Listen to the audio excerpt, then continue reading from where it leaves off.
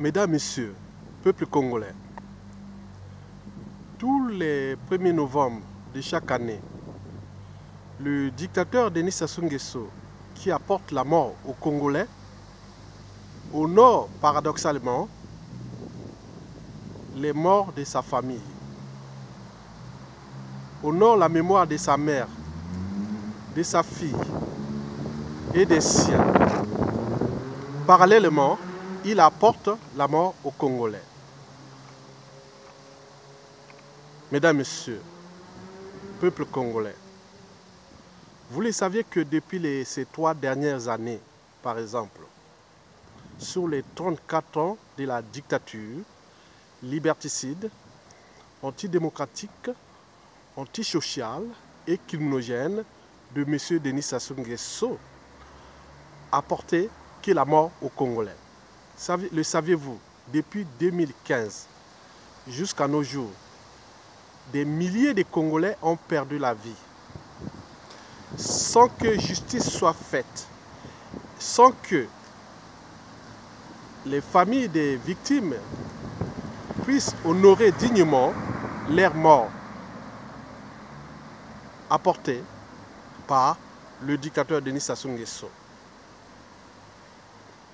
La problématique ici posée est d'abord morale, puis culturelle et voire civilisationnelle.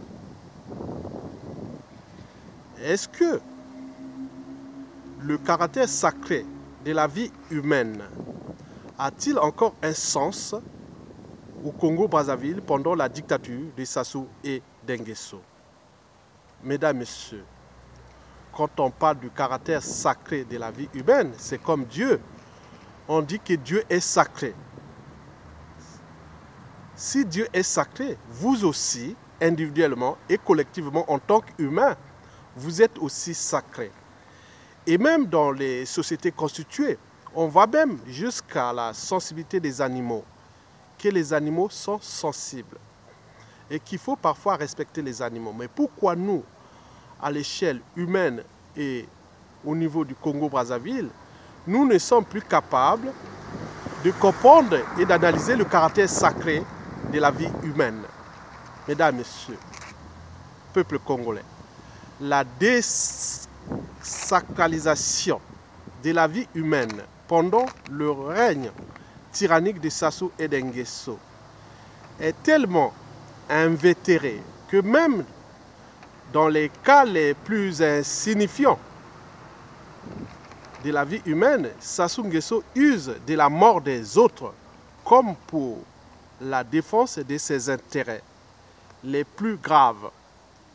Oui, ses intérêts consistant à rester dictateur à vie, un dictateur antisocial et criminogène, et qui souhaite détruire la vie des uns et des autres à vie.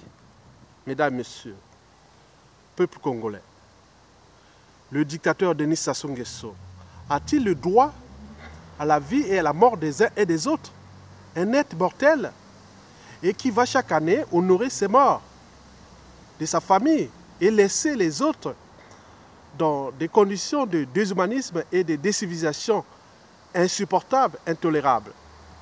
Le dictateur Denis Sassou Nguesso, un être inhumain, cynique, hystérique, pervers, narcissique et paranoïaque d'ailleurs, orgueilleux, superstitieux à l'excès, les Sassou et les Nguesso, et voir le clan tyrannique au pouvoir sont des êtres moins sympathiques qu'il soit possible d'imaginer au Congo-Brazzaville au regard de la dignité et du caractère sacré de la vie humaine.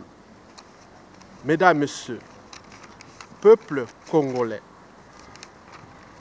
Sassou Nguesso et son clan au pouvoir sont d'ailleurs fichés comme représentants ou les carnations de l'antithèse du droit à la vie et au droit à la mémoire, et voient au stade d'humanité.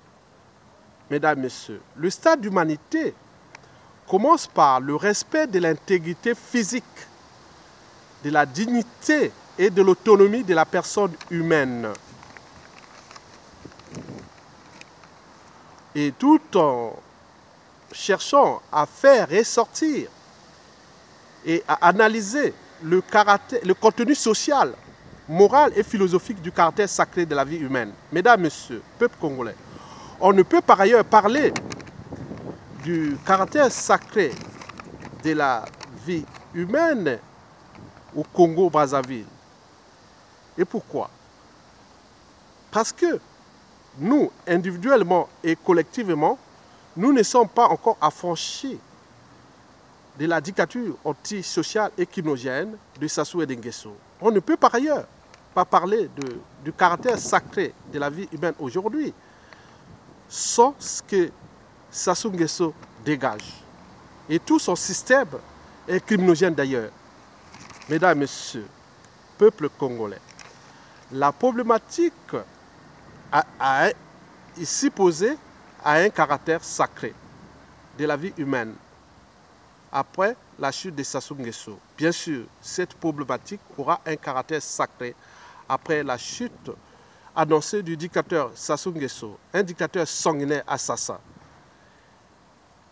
Oui, mesdames, messieurs, peuple congolais, parler encore de la dignité humaine ou du caractère sacré de la vie humaine revient d'abord à déjouer la mort à ciel ouvert et qui sévit de manière abusive dans ce pays. Mesdames, Messieurs, peuple congolais, j'en ai 10 fois la preuve de la désacralisation de la vie humaine au Congo. Puisque depuis 1997 à nos jours, Sassou ne cesse de tuer. Sassou ne cesse de tuer. On allonge jusque même à empêcher les familles des victimes à honorer leurs morts dignement. Mais comment allons-nous encore honorer nos morts? Au moment qu'on est en train d'honorer nos morts, ils en meurent de manière industrielle. Bien sûr, structurée, organisée par le dictateur, qui pense que la vie humaine n'a pas de sens. Est-ce que nous allions encore laisser libre cours à un monsieur qui ne pense qu'à détruire la vie humaine? Mesdames, Messieurs, peuple congolais, Monsieur Denis Sassou Nguesso, Jean-Dominique Okemba et la bande de 40 assassins, des 30 empoisonneurs et de tout ce système qui terrorise, détruit l'humain, qui sévit au Congo, n'ont aucune notion, même vague, de ce que nous appelons l'humain, l'humanité. Alors, Sassou Nguesso a-t-il le droit à la vie et à la mort de tout un chacun? Pourquoi nous sommes que dans l'indignation au lieu d'agir et de le faire partir? Comme on dit que dans toute organisation, qu'elle soit État, entreprise ou association, quand il y a un dysfonctionnement, c'est toujours celui qui a la tête qui en est responsable. Le poisson pourrit toujours par la tête, dit un proverbe chinois. Donc si nous laissions Sassou Nguesso encore là, il est sûr et certain que le caractère sacré de la vie humaine n'aura plus aucun sens. Puisque nous, individuellement et collectivement, tant au niveau civil, politique et militaire, nous avons laissé libre cours à Sassou Nguesso détruire le but même de la condition humaine au Congo-Brazzaville. Mesdames et Messieurs, peuple congolais, vous savez que chez les Sassou et les Nguesso, dans le clan de Yokrasi, l'anthropophagie, c'est-à-dire porter la mort aux uns et aux autres, est poussée à l'extrême dans toutes ses formes de déshumanisme, de décivilisation. Mesdames, Messieurs, peuple congolais, si bien que, il faut ici le rappeler, que Maître Amédée Ganga, l'ancien avocat du colonel Tchourou, avait douté déjà ou s'interrogeait déjà sur ces gens-là, c'est-à-dire les Sassou et les Nguesso. Il se posait la question de savoir, sont-ils des humains? Poser la question d'humanité à ces gens-là, ça revient à reposer la problématique de l'âme, de la conscience et de la raison. Ces gens-là ont-ils une âme et une conscience? Sont-ils raisonnables? Est-ce que c'est des êtres sans foi ni loi? Et si c'est le cas, mais pourquoi nous laissons individuellement et collectivement encore ces gens devoir détruire la vie de tout un chacun et avec des conséquences à venir dans l'espace et le temps. Mesdames, Messieurs, le temps n'est plus à l'indignation car le mal est là. Sassou est l'incarnation du monde des ténèbres, du diable, du satanisme et compagnie.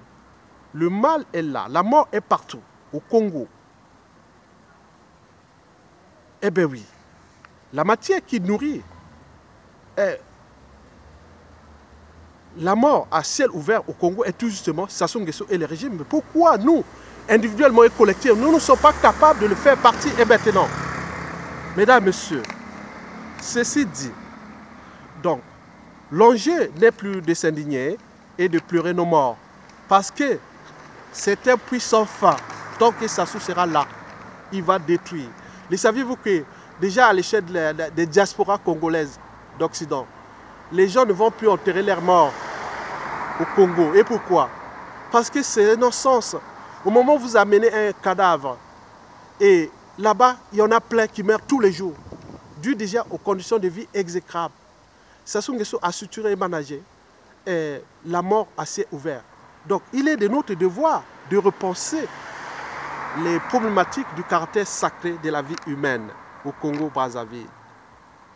Oui.